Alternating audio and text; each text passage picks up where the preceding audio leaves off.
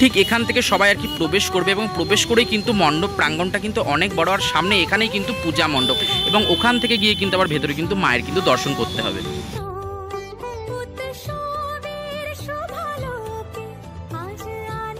একদম ঠিক দাঁড়িয়ে আছি ফুলঝোর পূজা প্রাঙ্গণে, এবং ফুলঝোরের এই বছরের থিম কি রীতিমতো জানলে চমকে যাবেন। সাথে আমরা দেখতে পাচ্ছি চারিদিকে কিন্তু একটা রাউন্ড করে কিন্তু প্রাচীর টাইপের কিন্তু দেওয়া হচ্ছে, সেম ওইদিকেও কিন্তু রাউন্ড শেপ কিন্তু দেওয়া হচ্ছে, আমরা দেখতেই পাচ্ছি।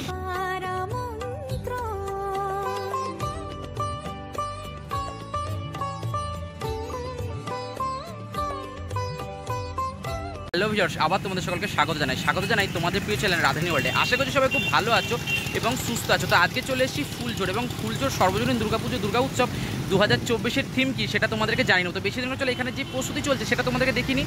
আর যদি চ্যানেলকে সাবস্ক্রাইব করে দেবে, আর লাইক শেয়ার কমেন্ট করতে একেবারেই ভুলবে না।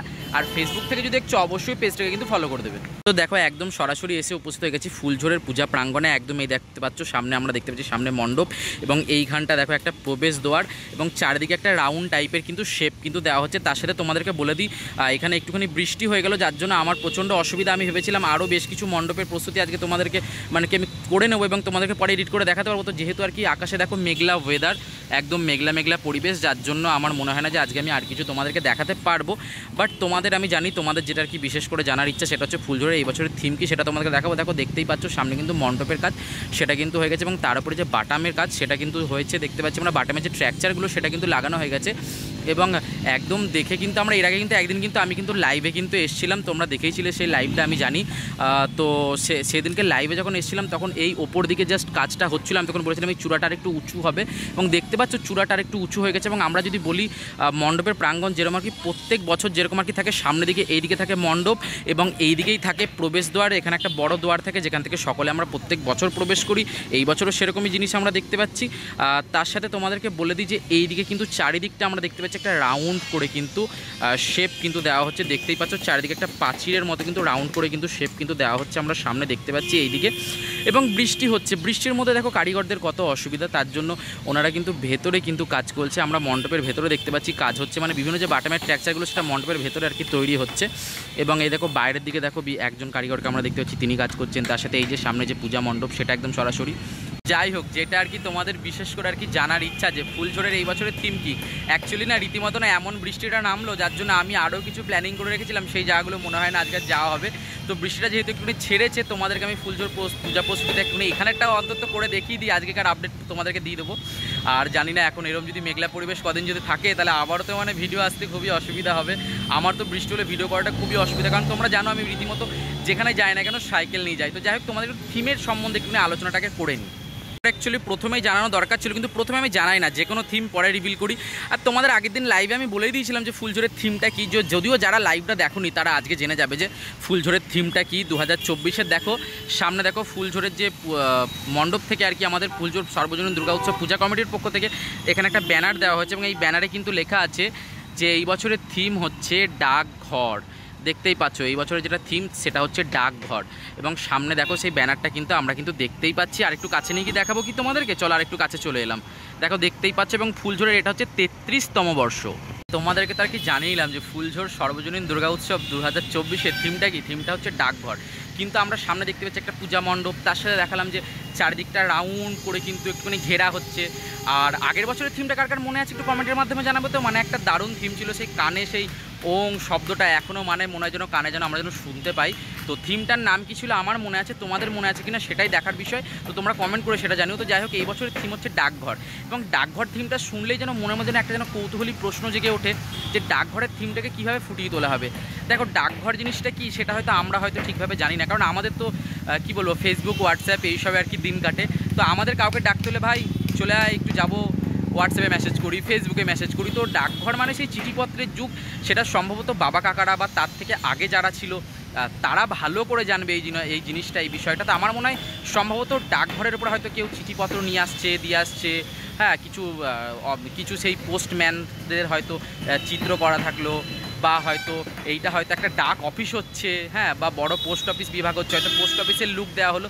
সেটা কি দেওয়া হবে সেটা একদমই মানে কি বলবো, একটা মানে কি বলবো, মনের মধ্যে একটা প্রশ্ন উঠছে সেটা কীভাবে হবে।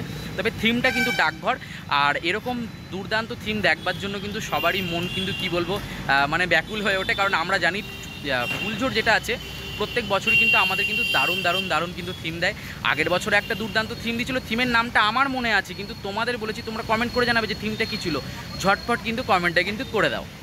দুর্গার আগমনে উল্লাসে আলিঙ্গনে মহামারী মুছে যাবে আজ। ঢাকের পিঠে পড়লো কাঠি, পুজো হোক জমজমাটি, নতুন সাজে সেজেছে আকাশ।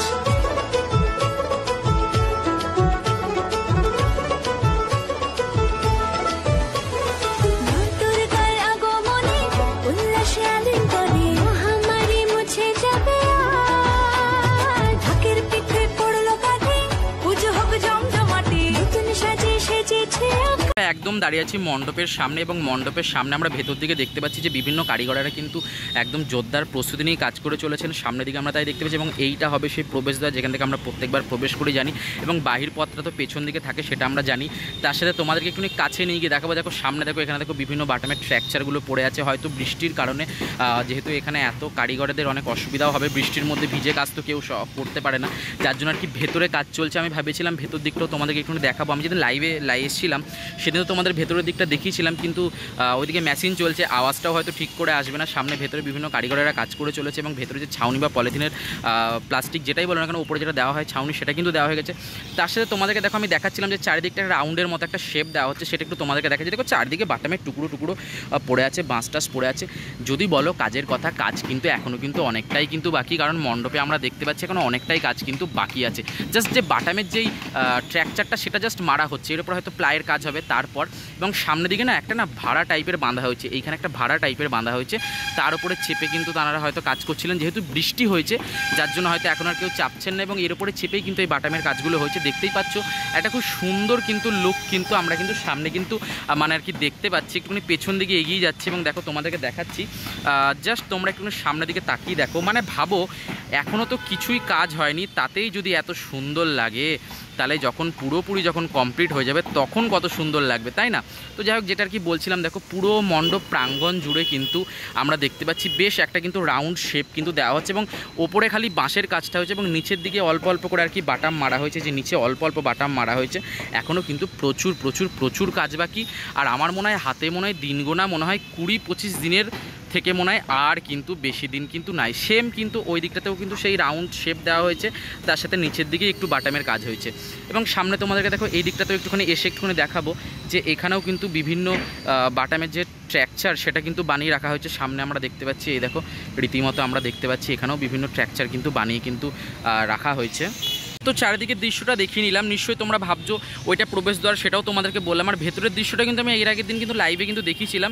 তো রীতিমতো আর কি আমি ভেতরে ভিডিও করতেই যেতাম, কিন্তু ওনারা বলছেন যে সামনে কিন্তু প্রচুর পেরেক ছিটিয়ে আছে, যদি কোনো রকম পায়ে পেরেক ফুটে যায় বা কোনো রকম বিপদ আপদ হয় আমরা কিন্তু রিস্ক নিতে পারবো না। এবং ওনাদেরও একটা ব্যাপার থাকে যে ওনারা পূজা কমিটির পক্ষ থেকে বিভিন্ন কথা ওনাদের শুনতে হয়, যার জন্য আর কি ওনারা বলছেন যে ভেতরে এখন না গেলেই ভালো, যখন যদি কোনো সময় দিনে আসি দিনে ওরা রীতিমতো ভিডিও করতে দেবেন। কিন্তু যেহেতু বাইরে বৃষ্টি হচ্ছে যার জন্য ওনারা কি ভেতরে কিন্তু বৃষ্টি মানে কাজ করতে বসে গেছে, যার জন্য ওনারা কিন্তু ভেতরে অনেক পেরেক ছিটিয়ে আছে, বাটাম ছিটিয়ে আছে, এবং ভেতরে বিভিন্ন ট্র্যাকচার তৈরি হচ্ছে।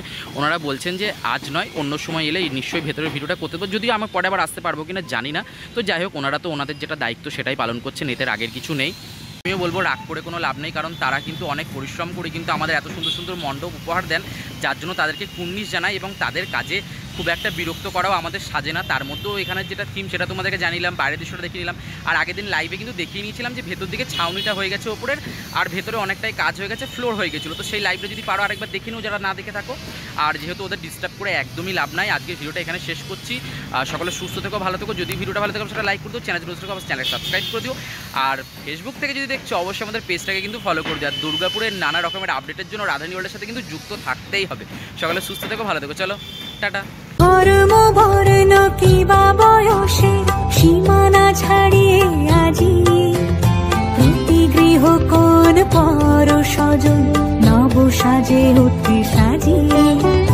ধর্ম বর্ণ কিবা বয়সে সীমানা ছাড়িয়ে আজি প্রতি গৃহ কোন পর পর স্বজন নব সাজে ওঠে সাজিয়ে আকাশ নীলে